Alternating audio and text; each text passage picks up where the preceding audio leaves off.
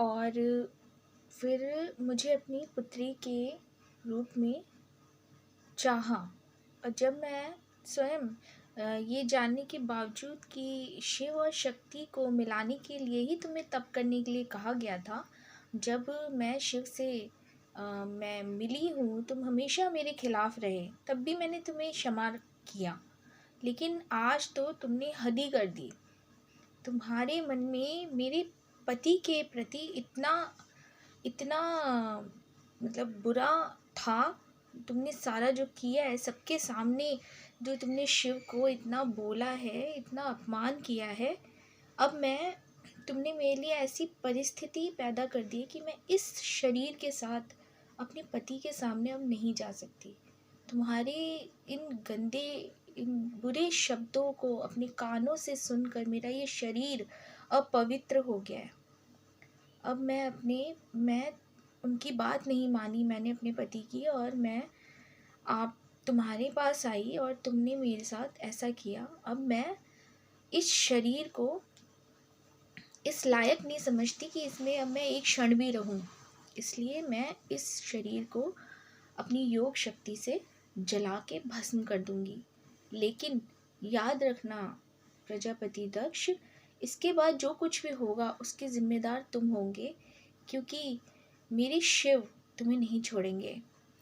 लेकिन और मैं तुम्हें इसके लिए क्षमा नहीं करूँगी, क्योंकि जो कष्ट मेरे शिव को मुझसे दूर होने पर होने वाला है उसके लिए कोई माफ़ी नहीं है। और ऐसा कहकर उन्होंने सब देवताओं को और सबको बोला कि आज जिसने शिव की निंदा होने पर भी मेरे पिता को नहीं रोका, उन सब का कभी ना कभी अपमान होगा। ये मेरा श्राप है। ऐसा कहकर उन्होंने शिव को प्रणाम किया मन ही मन, और उन्होंने अपने शरीर को अपनी योग शक्ति से जलाकर भस्म कर दिया और प्राण त्याग कर दिए।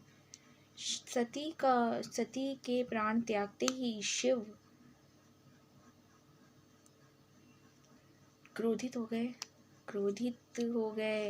दुखी हो गए, और वो वहाँ आए।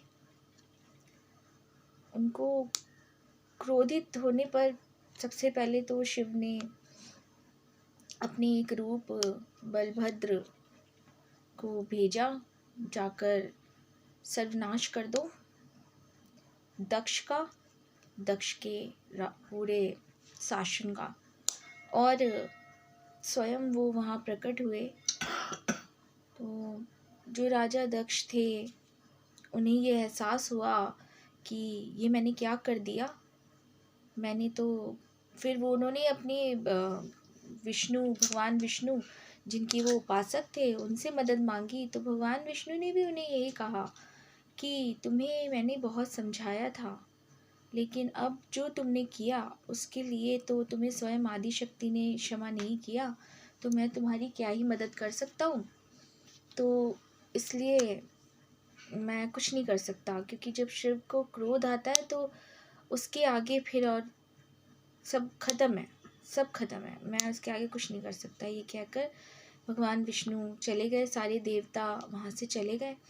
और एज़ यूजुअल बलभद्र जो कि शिव के ही रूप थे, उन्होंने दक्ष की सारी सेना का सर्वनाश कर दिया और उसी यज्ञ मंडप पर आए और उन्होंने यज्ञ का भी सर काट के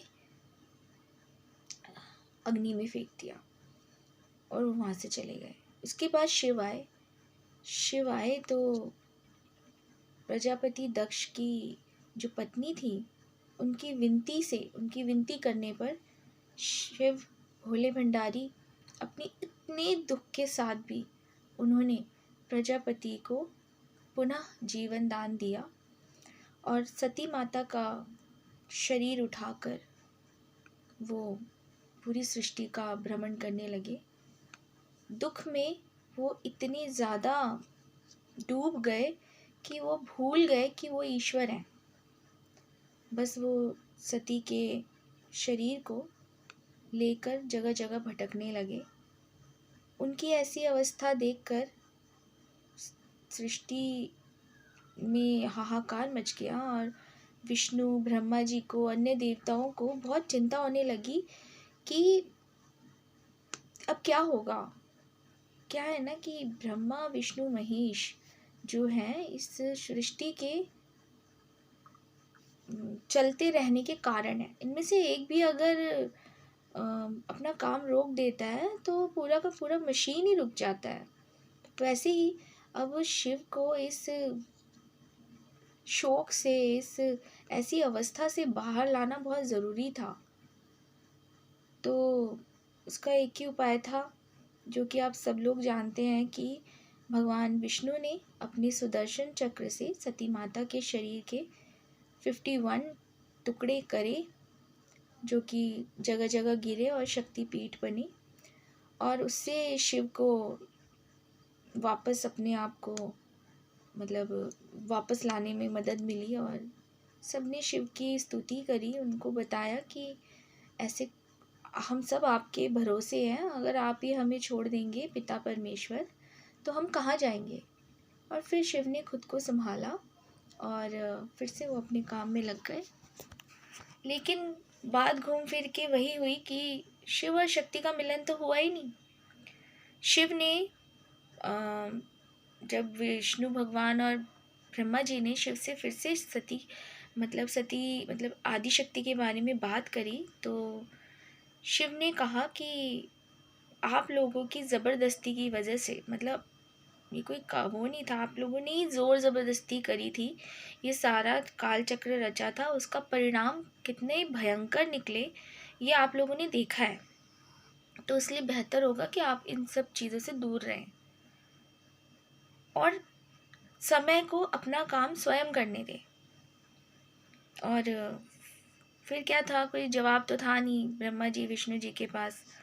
और उन्होंने फिर आदिशक्ति का स्मरण किया और उन्होंने कहा, माता हमें क्षमा करिए, हमने ज़बरदस्ती प्रजापति से तप वगैरह करवा कर ज़बरदस्ती आपके साथ ये सब किया, लेकिन अब हम ये आप पर छोड़ते हैं, आप पर हमें पूरा भरोसा है, जो आपको ठीक लगे आप वो करिए। तो माता आदिशक्ति ने कहा कि चिंता की कोई बात नहीं है, सही समय आने पर मैं स्वयं इस पृथ्वी पर अवतरित हो जाऊंगी। बहुत समय के बाद सही समय जब आया तो हिमालय राज के घर में माता पार्वती के रूप में आदिशक्ति का जन्म हुआ। और माता पार्वती जो थी वो सर्वगुण संपन्न, शी इज़ अ प्रिंसेस, वो भी सर्वगुण संपन्न थी, अपनी माता पिता की आंखों का तारा थी। वही कि वो बचपन से ही शिव के लिए उनके मन में एक अलग ही तरीके का आकर्षण था, जो कि नेचुरल था, वो उन्हीं के लिए थी और शिव उनके लिए थे। तो बड़े होते होते ये प्रेम बढ़ा और उन्होंने शिव का पता लगाया, क्योंकि शिव तो कहाँ होते थे ये तो किसी को ही नहीं पता होता था। शिव कहाँ, किस गुफा में, किस पहाड़ पर, कहीं भी बस अपने ध्यान में रहते थे और बस सृष्टि चला रहे थे। उनका ध्यान ही सब कुछ था, बस और कुछ नहीं था, वो ध्यान ही करते रहते थे। तो माता पार्वती को जब खुद से और स्थितियों से और देवताओं से सबसे ये सब धीरे धीरे पता चला बड़े होने पर कि उनका विवाह शिव से होना है, तो लेकिन शिव को पाने के लिए उन्हें बहुत मेहनत करनी पड़ेगी, क्योंकि शिव तो अब शादी वादी नहीं करने वाले, क्योंकि बार बार शादी करना और फिर सती से किसी ना किसी कारण से दूर होना ये बहुत पेनफुल था उनके लिए भी, और वो बार बार सती को मरते हुए देखना नहीं चाहते थे। वो कष्ट जो सती को जलते हुए हुआ होगा वो सब सोच के वो बहुत रोते थे, तो इसलिए वो ये सब दोबारा कभी भी नहीं चाहते थे, तो इसलिए वो तो पहले ही अलग हो गए थे। तो उनको मनाना एक बहुत बड़ा काम था। लेकिन वो आदिशक्ति थी, वो जानती हैं कि वो शिव का आधा भाग थी, उन्हें पता था कि शिव को कैसे पाना है, और पाना ही पाना है, और कोई ऑप्शन नहीं है। उनके जीवन का और कोई ध्येय नहीं है, शिव ही शिव है। तो बस फिर क्या था, उन्होंने भी घोर तपस्या करनी शुरू करी।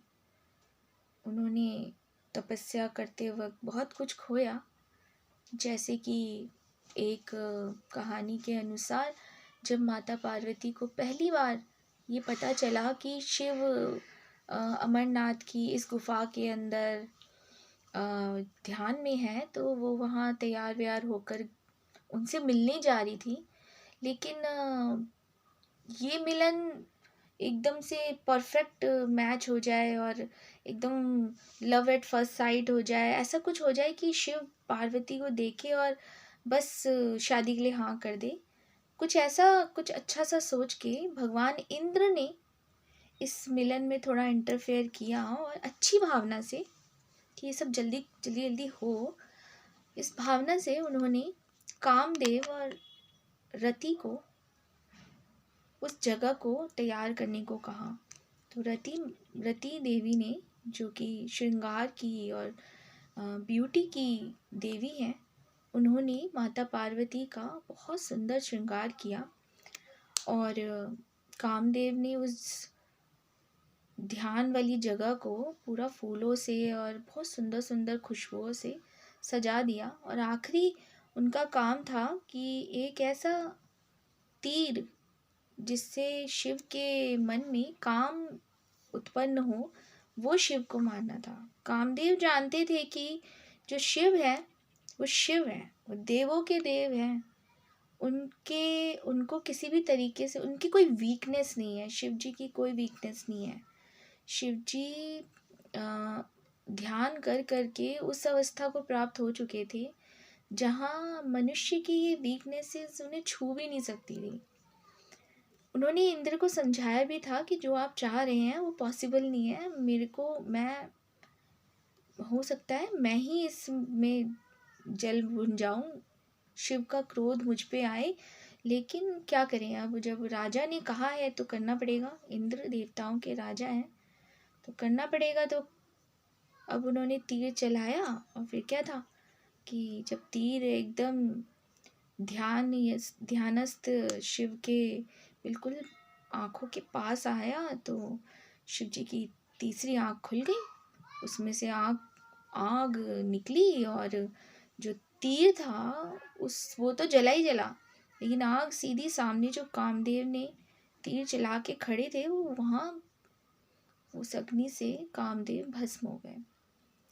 भस्म होने पर शिव जी बहुत क्रोधित हुए, उनका ध्यान टूट गया और वो वहाँ से क्रोधित होकर चले गए। अब माता पार्वती, जो कि बहुत ही खुश थी, एक मतलब सोचो आप, वो अपने प्यार से पहली बार मिल रही थी। हमारे अंदर कैसी फीलिंग्स आती होंगी, सोचो।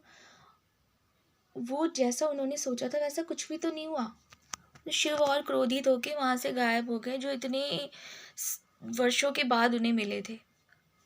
तो उनका तो वैसे ही रो रो के बुरा हाल हो गया था, लेकिन वहाँ उनके साथ और बुरा ये हुआ कि माता रति, जो कामदेव की पत्नी थी, वो वहाँ आई और उन्होंने कामदेव का भस्म देखा कि अरे ये क्या हो गया।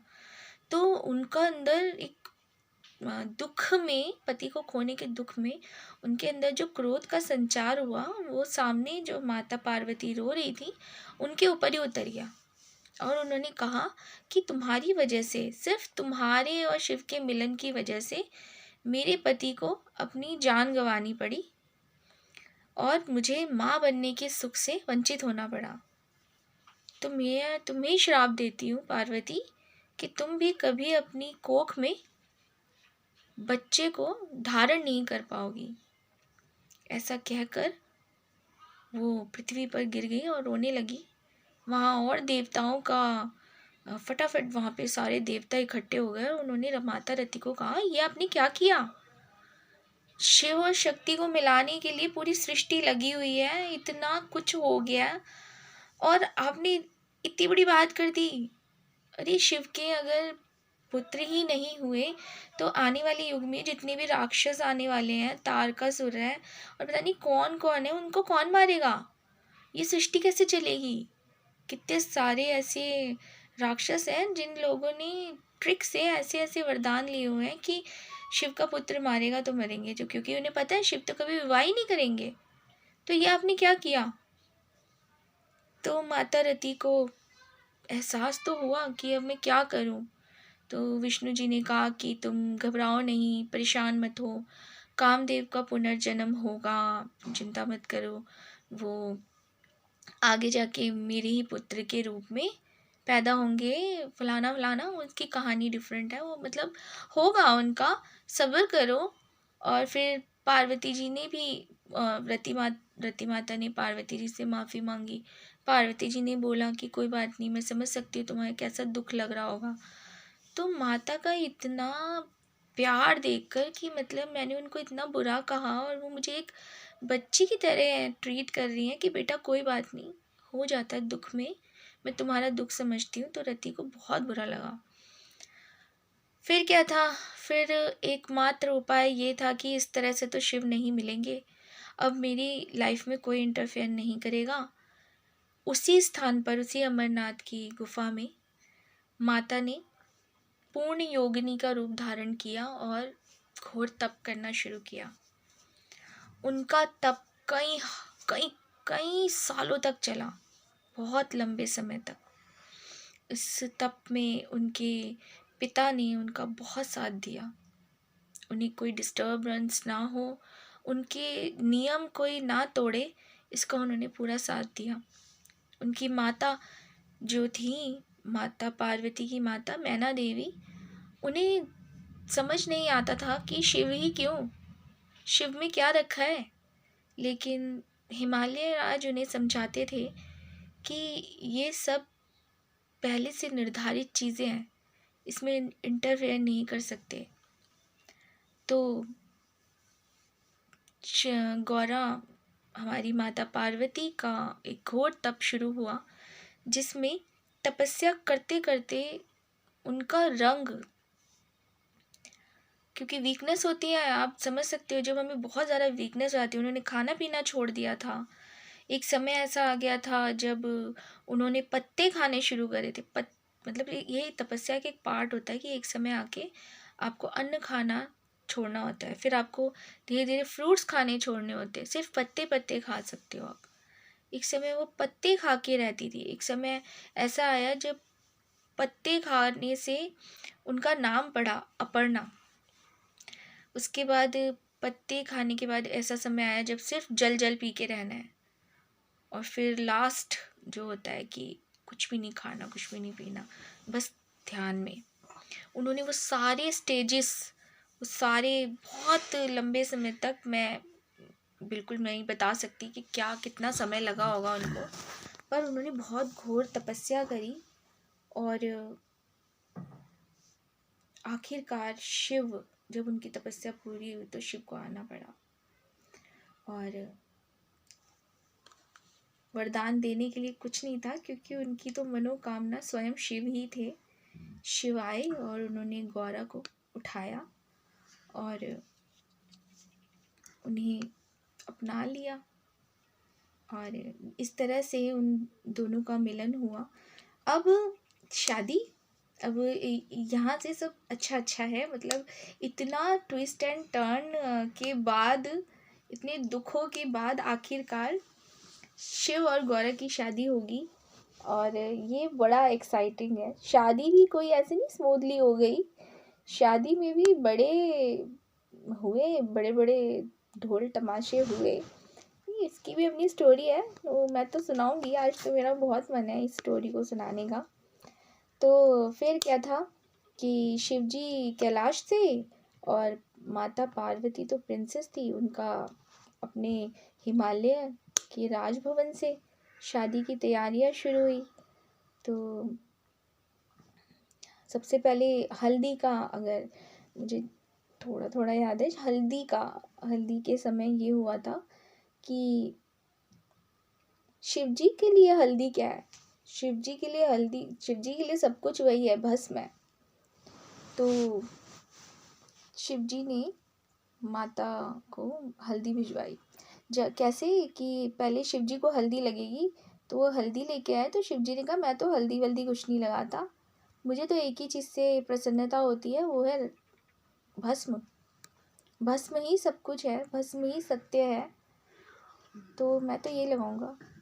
सबने समझाया कि भाई हल्दी एक शुभ चीज़ होती है, विवाह में भस्म का कोई लेना देना नहीं है, ये तो अच्छी चीज़ नहीं है। लेकिन शिव ने सबको समझाया कि भस्म से ज़्यादा प्योर और कुछ है ही नहीं, तो मैं तो यही लगाऊंगा, यही भेजो। मैं तो ऐसा ही हूँ, देखते हैं अब उनको एक्सेप्ट करना है तो करेंगे, ऐसे ही करेंगे।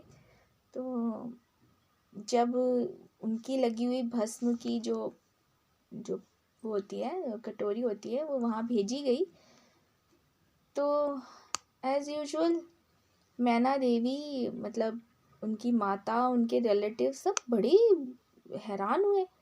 सबने कहा ये क्या अशुभ चीज़ भेज दी, भस्म, ये क्या चीज़ होती है। तो वो पार्वती माता को बोलने लगी मैना देवी, क्या किसको पसंद करा है तुमने, ये कैसी हरकत करते हैं। तो पार्वती माता ने अकेले में शिव का आह्वान किया। शिव आए तो पार्वती माता ने उन्हें डांटा। उन्होंने कहा कि ठीक है, मैं आपको ऐसे एक्सेप्ट करती हूँ, लेकिन सब थोड़ी ना जानते हैं आपके लिए भस्म क्या है, तो आप क्यों ऐसा करते हैं। तो उन्होंने कहा कि मैं तो ऐसे ही हूँ, मैं क्या करूँ, तुमने मुझे बताया ही नहीं मुझे क्या भेजना था, या तो तुम पहले से बता देती। तो फिर उन्होंने कहा देखो आपने मुझे क्या भेजा। तो शिव ने कहा मैंने तुम्हें वही भेजा है जो तुम चाहती हो, तुम क्या चाहती हो, मैं तुम्हें क्या भेजूं। तो जब पार्वती माता ने कहा कि मैं चाहती हूँ आप मुझे हल्दी भेजो, तो उन्होंने कहा तुम वही तो भेजी है। जब खोल के देखा तो उसमें हल्दी थी। तो ये तो शिव लीला थी, वो मस्ती कर रहे थे। उसके बाद क्या था, आगे बड़ी तैयारियां आगे हुई। फिर उसके बाद शादी का दिन आया, तो शिव की बारात आई। बहुत फेमस कहानी है, आप लोगों को भी पता होगी कि शिव जी की बारात में ऐसा कोई समुदाय नहीं था जो नहीं हो। मतलब मनुष्य, देवता, राक्षस तो थे, ठीक है। अब वह भूत और प्रेत भी, जिनको कोई नहीं बुलाता, उनको तो शिव, जिनका कोई नहीं है उनका शिव है, तो वो तो आएंगे अपने। शिव ने खुला न्योता दिया था, आओ जिसको आना है आओ, और शिव की बारात में क्यों नहीं, ज़रूर आना है, आना ही आना है, ऐसा मौका फिर कहाँ मिलने वाला है। तो ऐसी भयंकर बारात, जहाँ एक तरफ इतने सुंदर सुंदर देवी देवता आए हुए थे, वहीं इतनी भयानक भयानक भूत प्रेत पिशाच, जिन्हें देखकर जो लड़की वाले थे उनकी तो हालत खराब हो गई थी। रास्ते तक आते आते इतना भस्म उड़ाया गया, इतना भस्म उड़ाया गया, शिवजी पूरे सफ़ेद हो गए भस्म में। उनके जो जटाएं वटाएं थी, सारा आप सोच सकते हो मिट्टी मिट्टी भस्म भस्म कैसे हो रहे होंगे वो। और उनका वो रूप देखकर, और ऊपर से ऐसे ही वो भस्म में पूरे लिपटे हुए थे, सांप वाप उनके गले में थे। अब जानते हो हमारे शिवजी कैसे हैं कि फैशन स्टेटस से तो उनका कोई दूर दूर तक लेना देना नहीं है, तो भोले भंडारी हैं, जो उनके मन को अच्छा लगता है वो वही करते हैं। तो ऐसे में उनका स्वागत करने के लिए, उनका ये भयंकर रूप देख के, जो उनकी सांस थी, होने वाली सांस, वो तो डर गई, वो बेहोश हो गई। जब उन्हें होश आया, उन्हें मतलब उठाया गया, तो उन्होंने कहा ये मैंने क्या देखा, तुमने इतने साल तपस्या करके इससे शादी करनी थी, ये मांगा तुमने अपने पति के रूप में। और उन्होंने पार्वती माता को बहुत डांटा। उन्होंने कहा मैं तुम्हारे, कभी मैंने ऐसी कोई चीज़ नहीं है जो तुमने चाही हो और हमने ना दी हो।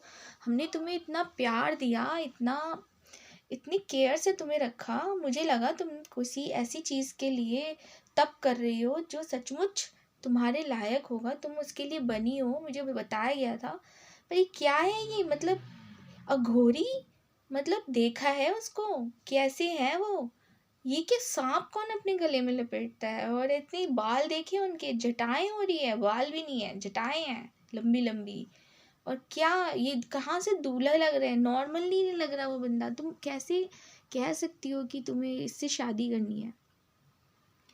तुम अपने आप को देखो, उन्हें देखो, क्या कर रही हो? मैं इस शादी के खिलाफ हूँ। मैं नहीं जाऊंगी बिल्कुल भी उनको स्वागत करने। बिल्कुल उनको उनको बोल दो कि वो यहाँ से चले जाए। तब नारद जी आए। नारद जी ने माता को समझाया कि माता, आप शिव की लीला से भ्रमित हो गई हैं। शिव सबको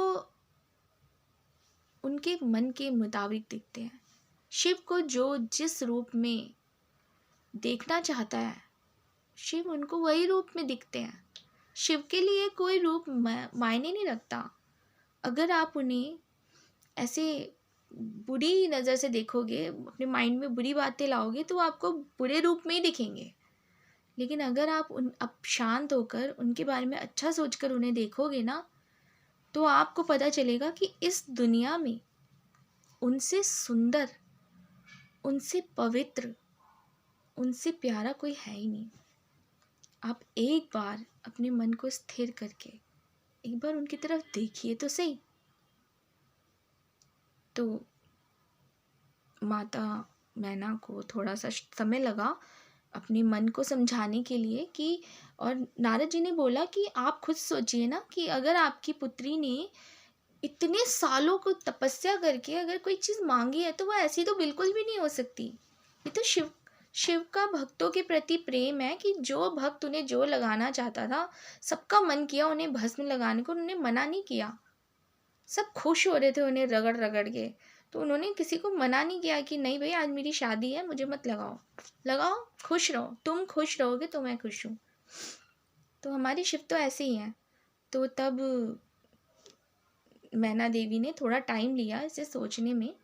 इधर शिव जी को जब पता चला कि उनके इस रूप से माता को कष्ट हुआ, तो उन्होंने विष्णु जी से कहा कि मैं क्या करूं ऐसा कि माता के मन से ये भय निकले। मैं नहीं चाहता कि जो हमारी माता है वो मुझसे डरे। तो विष्णु जी ने कहा कि अरे ये तो बहुत आसान है, जैसा मैं कहूँगा आपको वो करना पड़ेगा, आप मना नहीं करेंगे मुझे, आपको मैं तैयार करूँगा। तो शिव जी ने कहा ठीक है, मुझे कोई दिक्कत नहीं है, मुझे तुम पे तो पूरा ही भरोसा है ऑब्वियसली। तो फिर विष्णु जी ने हमारे शिव जी को दूल्हे की तरह, सुंदर से शिव जी को दूल्हे की तरह तैयार किया, और उनका जो रूप था उसे देखकर हर कोई अपनी जगह पर स्थिर हो गया। शिव को इस रूप में पहले कभी किसी ने नहीं देखा था। पगड़ी दूल्हे वाली, उसमें मोतियाँ वगैरह लगे हुए, मणि वणि लगी हुई, गहने, और वो ड्रेसेस जो दूल्हे की होती है, मतलब एक्सट्रीमली अट्रैक्टिव पर्सनालिटी जो किसी ने कभी ना सोची थी ना कभी देखी थी पहले। वो इतने सुंदर लग रहे थे कि उनको वहीं नाम मिला चंद्रशेखर का। तो जब वो चंद्रशेखर रूप में एक बार फिर से माता मैना के सामने आए, तो थोड़ी देख लिए तो मैना माता भी हैरान हो गई कि ये क्या, मैंने पहले क्या देखा था? ये इतना सुंदर तो मैंने आज तक किसी भी देवता को नहीं देखा। तो इससे उनको बहुत प्रसन्नता हुई और उन्होंने बड़ी खुशी के साथ शिव जी को वेलकम किया, उन्हें बुलाया, और इस तरह से हमारी शिव जी और माँ की शादी हुई। शादी में एक और प्रसंग है, एक और शिव लीला थी कि जब खाने का टाइम आता है तो शिव जी चाहते थे कि माता पार्वती उन्हें परोसे खाना, वो खिलाएं। लेकिन क्या था कि ऑब्वियसली दुल्हन है, वो एकदम से थोड़ी ना सबके सामने आके शादी से पहले ही परोसेंगी खाना, ऐसा अच्छा नहीं लगता ना। वो अलग जगह पर थी। शिव जी चाहते थे कि उन्होंने जो ये रूप धरा है चंद्रशेखर का, वो एक बार देख लें माता पार्वती। लेकिन माता पार्वती ने मना कर दिया था कि शादी से पहले मैं आपको नहीं देखूंगी। तो ये उन दोनों का अपना था एक। तो शिव जी ने भी लीला रची, वो कहाँ मानने वाले थे, तो उन्होंने लीला रची और उन्होंने क्या किया, खाना शुरू किया, उनको खाना परोसा गया और वो खाते चले गए। खाना आ रहा है, खाते चले गए, अकेले बैठ के खा रहे थे। जो उनके साथ गेस्ट आए थे वो खा पी के उठ गए, लेकिन शिवजी नहीं उठ रहे, वो खाए जा रहे, खाए जा रहे, खाए जा रहे, और खाना आए जा रहा, आए जा रहा, आए जा रहा। एक समय ऐसा आ गया जब राजा महाराज हिमावन के राजभवन में खाना खत्म हो गया। नया बनाने के लिए तवा चढ़ गया था, सब कुछ हो रहा था, लेकिन जो नया बन के जा रहा था वो भी खत्म हो रहा था। धीरे धीरे राशन खत्म होने लगा। अब बहुत ही अचरज की बात थी कि करे तो क्या करे। तो फिर नंदी जी को बुलाया गया, टेंशन हो गई कि ये क्या कर रहे हैं। तो नंदी जी ने कहा मुझे खुद पल्ले नहीं पड़ रहा। आज से पहले मैंने तो भोलेनाथ को कभी इतना खाते हुए देखा ही नहीं। आज तो पता ही नहीं कि इनकी भूख कहाँ से पैदा हो गई है, या कर क्या रहे हैं, मेरे को नहीं पता ये क्या कर रहे हैं, मैंने नहीं देखा इनको ऐसे कभी करते हुए। तो नंदी जी ने कहा कि इसका एक ही उपाय है, वो है माता पार्वती ही इसका कोई हल निकाल सकती है। तब सब लोग मिलके, नंदी जी और खुद हिमालय राज और सब लोग मिलके लड़की की तरफ से वो गए माता पार्वती के रूम में और उन्हें सारी बात बताई। तो माता पार्वती के पिता ने कहा, आपकी पुत्री, मुझे बहुत एम्बैरेसमेंट हो रहा है कि खाना ख़त्म हो गया, मैं अभी दूसरे राज्य से और मंगवा रहा हूँ, लेकिन उसमें थोड़ा समय लगेगा, तो मैं क्या करूँ, मुझे समझ में नहीं आ रहा। तो पार्वती जी मुस्कुराई और उन्होंने कहा कि पिताजी आप चिंता मत करिए, मैं जानती हूँ कि मुझे क्या करना है। और उन्होंने एक थाली में थोड़ा सा खाना जो बचा था वो परोसा, और वो गई वहाँ, उन्होंने उसे प्लेट में रखा और अपने हाथों से शिव को कौर तोड़ के उनके मुंह में दिया, उनको खिलाया। तो शिव जी ने 3 कौर खाए और उनसे पूछा, क्या तुमने मुझे देखा?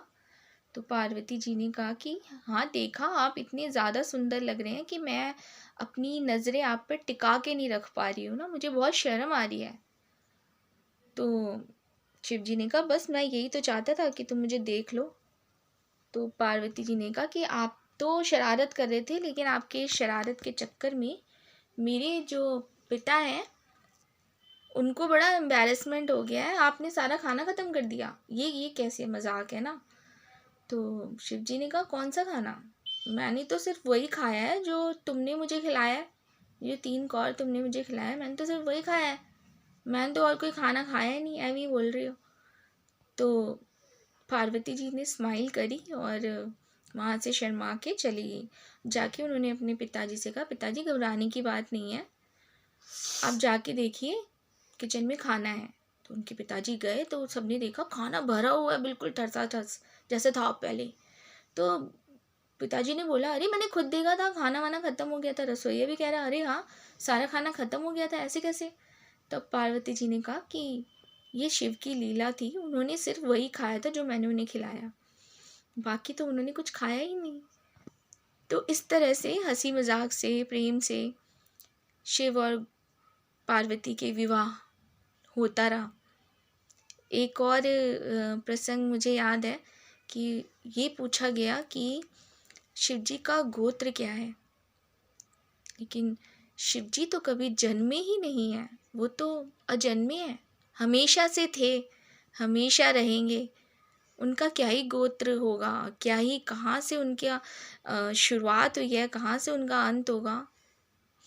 तो नारद जी के कहने पर ये कहा गया कि हाँ, शिव का आप कह सकते हो गोत्र ओम है। ओम वो ध्वनि है कि जब कुछ भी नहीं था तब भी ओम की ध्वनि इस यूनिवर्स में थी। जब कुछ भी आगे भी, जब सब कुछ नष्ट हो जाएगा, सब कुछ सन्नाटा हो जाएगा, बिल्कुल शांत हो जाएगा, तब भी ओम की ध्वनि इस यूनिवर्स में रहेगी। शिव जी का जो गोत्र है वो ओम है।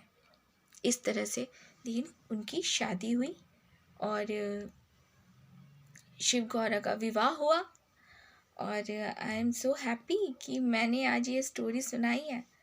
शिव और पार्वती की अनंत स्टोरीज़ हैं। मुझे बहुत पसंद है एक्चुअली शिव पार्वती की स्टोरीज़ ना। उनकी स्टोरीज़ में ना हर एक स्टोरी में इमोशंस है, लव है। लव ऐसा कि एक दूसरे से कोई एक्सपेक्टेशन नहीं है, लेकिन फिर भी वो एक दूसरे के बारे में सब जानते हैं, एक दूसरे के कष्ट को फील करते हैं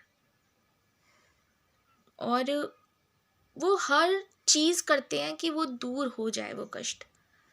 अगर मुश्किल समय आया तो एकदम दोनों, चाहे दो शरीर हो लेकिन आत्मा उनकी एक हो जाती है।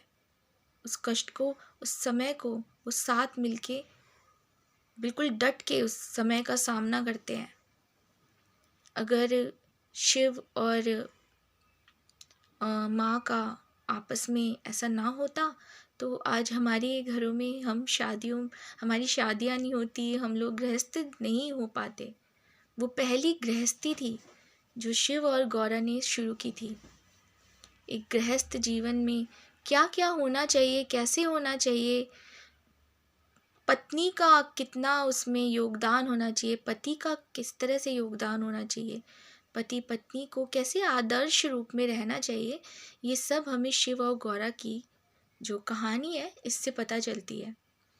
तो शिव और गौरा की ब्लेसिंग्स हम पे बनी रहे और हम उन्हीं की तरह प्यार से अपने अपने पार्टनर के साथ रहें।